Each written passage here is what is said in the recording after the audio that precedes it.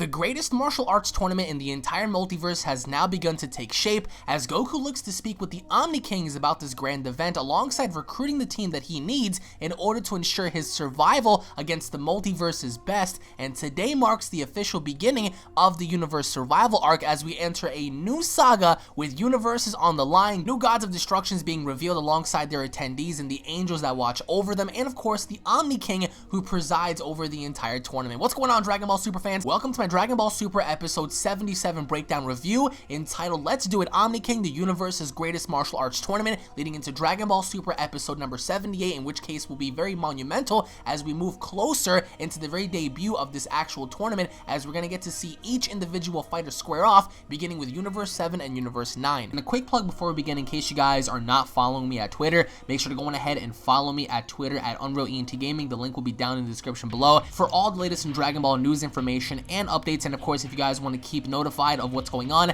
make sure to follow me at Twitter. And of course, if you guys are new to this channel, be sure to hit that subscribe button on your way out, and don't forget to turn on notifications. That way you guys yourselves are notified of whenever a Dragon Ball discussion, review, or gameplay video is posted on this channel. Your feedback and of course your support really means a lot to me, so be sure to go on ahead and spread the word about the channel, guys. It really means a lot to me. So the latest introduction for Dragon Ball Super includes something that I definitely want to talk about here today, and I definitely want to talk about a potential opponent for Goku who might pose to be the greatest threat for Goku and Team Universe 7 in this tournament, that being the person that you're seeing on your screen right now. We see how Goku begins to have a struggle with this person, and if anything has taught us, if history has taught us anything, it's that Dragon Ball Super intros can hold the key as to who the main antagonist is going to be in Dragon Ball Super, or at least the primary opponent slash enemy within that specific story. So we get to see how Goku and this person are primarily focused in this intro, because we see how they fight in the beginning, they fight in the middle, and towards the end they have like this all-out battle. And of course he reminds me a lot of Deadshot, but either way we see how early in the beginning Goku's being pushed by this character, in which case forces him to become this reddish like Super Saiyan. And again, this could be just a regular Super Saiyan Blue Kaioken times 10 form, but either way Goku looked absolutely amazing while he used this form during the introduction, of course. Now we also get to see the other gods of destructions, we also get to see the other angels, as you guys can see on your screen, multiple different characters being shown, in which I think is very hype for this arc, because now we get the introduction of every single other individual god and their status of how high of a god they are alongside their attendees. We get to see the Grand Priest, and the Grand Priest is the one making all the rules, primarily shown during Dragon Ball Super episode 77, as he was the one to make his way towards Supreme Kai's planet and of course talk about the rules, talk about how many fighters are going to be a part of each individual universe, and of course talking about how the universe's destruction is going to come about if you lose your respective rounds. So we get to see in Dragon Ball Super's episode 78 preview how the Omni-King is going to be talking about the rules, and how the Grand Priest is also going to be implementing these rules as well. The gathering of the gods as seen towards the very end, the gods are a geist. We get to see the universe's fate is going to be in the hands of the fighters representing their respective universes. So Dragon Ball Super episode 77 was primarily focused on Goku reminding the Omni-King about this tournament that he was supposed to hold, and of course Goku jeopardizing every individual universe by reminding the Omni-King of this tournament. Now Beerus and Whis specifically told Goku not to interact with the Omni-King anymore, for it has dire consequences and unknown consequences as to what may or may not happen based on the Omni-King's mood. And we get to see how Beerus and Whis and Goku had somewhat of an interaction between this, and of course Beerus threatening to kill Goku if Goku did not get rid of the Omni button, in which case Goku lied to Beerus, pressed the button, went to the Omni-King's place, and reminded him of this tournament. Now even prior to that, we get to see the Omni-King's influence. The Omni-Kings were playing with themselves, which sounds very nasty by the way, but they were flicking away planets, they were destroying galaxies, they were destroying universes for shits and giggles. So that's what they do, and ever since Goku reminded them of this multiverse tournament, they got rid of that little game and they said, fine, we shall commence with this tournament. So now we see the Grand Priest going around and recruiting 10 fighters per universe, and of course next week's episode is going to come about with the rules, as the Grand Priest talks about the rules in which the universes will be destroyed. Now we also get to see how Beerus is in complete panic mode after realizing this, because obviously enough, we don't know what this means for the gods. If the universes are destroyed, what does this mean about the gods of destructions? What does this mean about the angels that watch over the gods? What does that mean for their title? Are they still gods, or are they also going to be destroyed? We don't really know, but of course that's going to be stressed and focused primarily on next week as we see the gathering of the other gods as well. Now we get to see various different gods there. We get to see the clown god of destruction, we get to see see the female god of destruction, the elephant god of destruction. We also get to see all the way in the background another god who looks to be resembling that of a fox. And of course we have several other gods being shown as well, that being one of them looking like some sort of ant. We have a fish-like god, so a very unique set of gods being shown in this particular image right here, guys. And of course we get to see the returning fighters, that being Hit, that being Magetta, and several other fighters in the background. Now again, I do want to focus primarily on one of the characters, which of course will be fighting Vegeta, that being the center character in the middle, as he is going to be forcing Vegeta to become a Super Saiyan and fighting him at the tournament. Now I also want to stress on the idea that when before Goku went off to train with Whis, Goku spoke about getting stronger than Vegeta,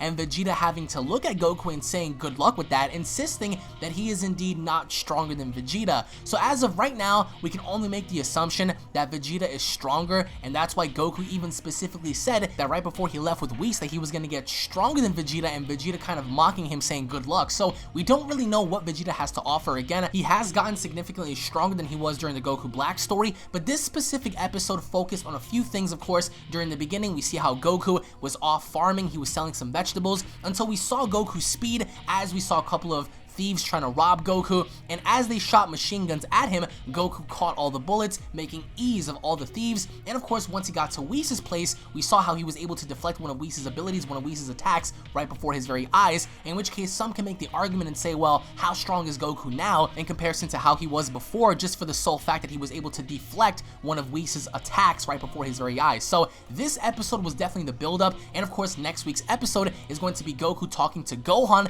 and trying to recruit Gohan, but Gohan having to be hesitant. Of course, Gohan will be a part of the tournament, but of course, right now he's hesitant because he doesn't know what's on the line. But I'm pretty sure once Goku tells him what's on the line, what's being waged, the universe is in jeopardy, and with that comes the lives of Videl and Pan, people that he truly cares about. So next week's episode is going to be focusing more on gathering the gods, and I do also want to focus more on the Clown God of Destruction because he seems to be very ominous, and of course, he's not primarily shown too much, but I definitely think that he's going to be the wild card alongside several other gods. I think the Elephant God of Destruction confronting Beerus about killing Zamasu in his time would be a great story concept to see how Universe 10 and Universe 7 now have somewhat of a feud just because of what Beerus did, because it's not within Beerus' jurisdiction to go off and kill other people that preside in other universes in which have gods. So that would be a cool interaction there. Again, we see how the Grand Priest is also going to be a main vocal point here in seeing how he's going to gather everyone up together. But ultimately, in reality, if it were not for Goku reminding the Omni-King of this tournament, in which case Beerus and we stressed on the idea that Goku no longer has contact with him,